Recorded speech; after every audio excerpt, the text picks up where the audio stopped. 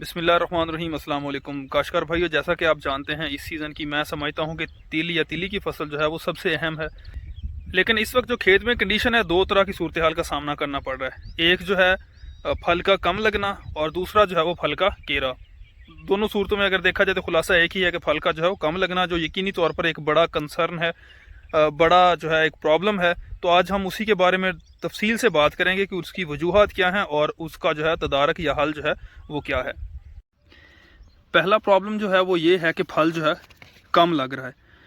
वहाँ पे जो है वो नोड्स का फासला बढ़ गया है। अब नोड के बारे में अगर मैं बताऊँ तो ये दो पत्तों के दरमियान आप देख लें कि जो दरमियानी फासला है ये नोड कहलाता है। अब ये अगर दरमियानी फासला बढ़ जाए जैसा कि यहाँ पे है, ये इस पौधे की अगर बात की जाए तो तब भी जो है वो फल कम लगेगा। अब इस नोड का दरमियानी फासला बढ़ जाने की वजूहात जो हैं क्या हैं।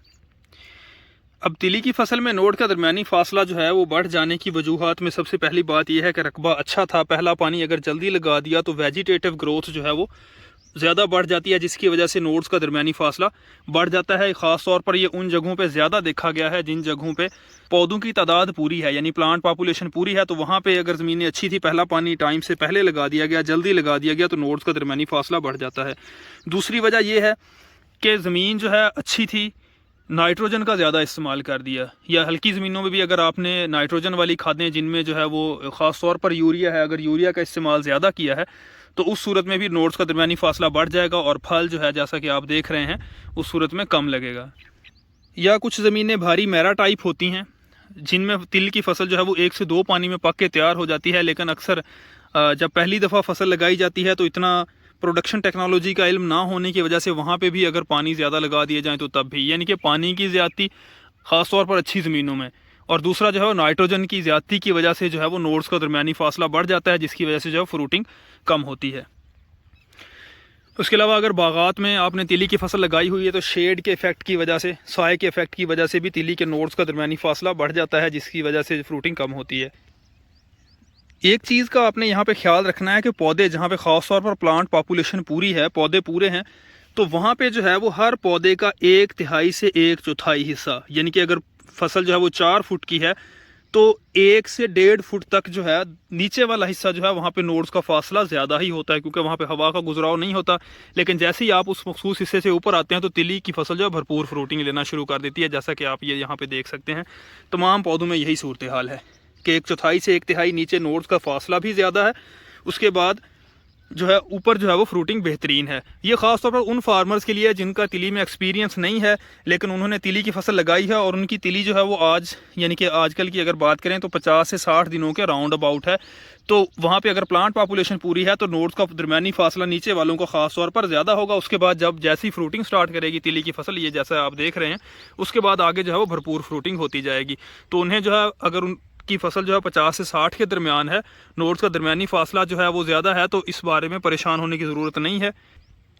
हाँ, बाकी अपना जो है वो ज़मीन के मुताबिक अपना नाइट्रोजन का शेड्यूल, जो कि तिली को कम चाहिए होती है, फास्फोरस वाली खादों पे ज़्यादा ध्यान दें, और दूसरा जो है वो पानी का वक्फा जो है वो मुनासिब रखें। नोड्स का दरमियानी फासला जो है वो कवर हो जाएगा। अगर फिर भी जो है वो नोड्स के दरमियानी फासले का इशू आ रहा है तो थोड़ा सा आप पाशी का वक्फा बढ़ा दें। बहुत ज़्यादा स्ट्रेस नहीं देना, लेकिन एक हल्का स्ट्रेस दें। उसके बाद जो है पानी लगा के जो है वो अमाइनो एसिड्स का स्प्रे कर दें।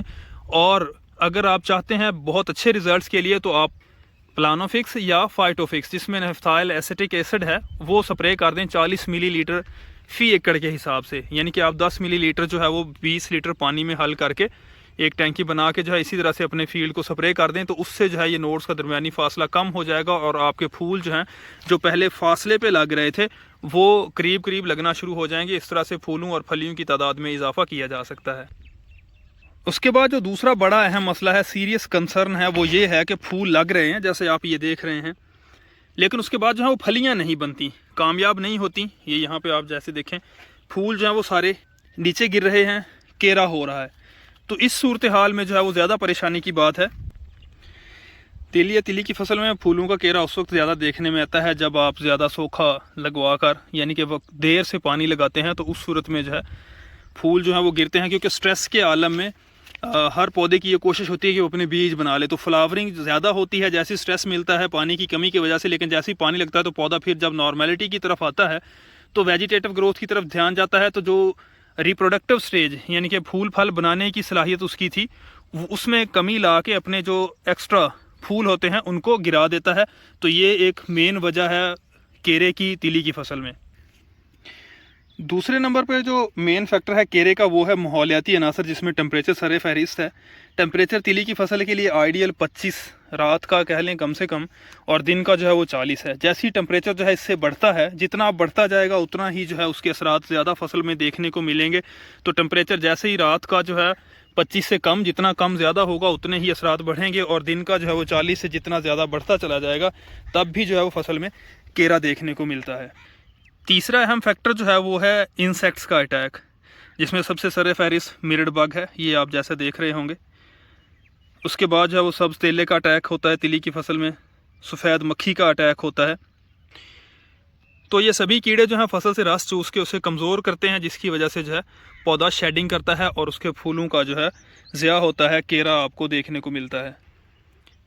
तो अगर यहाँ पे देखा जाए दो चीज़ें कंट्रोल में हैं हमारे, एक तो इरिगेशन का शेड्यूल कि हम पानी जो है वो मुनासिब वक्फे से लगाएं अपनी ज़मीन के मुताबिक, फसल की कंडीशन के मुताबिक। दूसरा जो है ये इंसेक्ट्स जो आप देख रहे हैं इनको कंट्रोल करें। तीसरी अहम चीज़ जो है वो माहौल है, जिसमें ख़ासतौर पर टेम्परेचर है, तो उसको आप कंट्रोल में नहीं कर सकते, लेकिन अपनी फसल को इतना सेहतमंद ज़रूर कर सकते हैं कि वो बदलते मौसमियाती हालात का जो है मुकाबला कर सके। तो इसके लिए जो है वो किसी भी आप अच्छे अमाइनो एसिड या NPK का स्प्रे कर सकते हैं।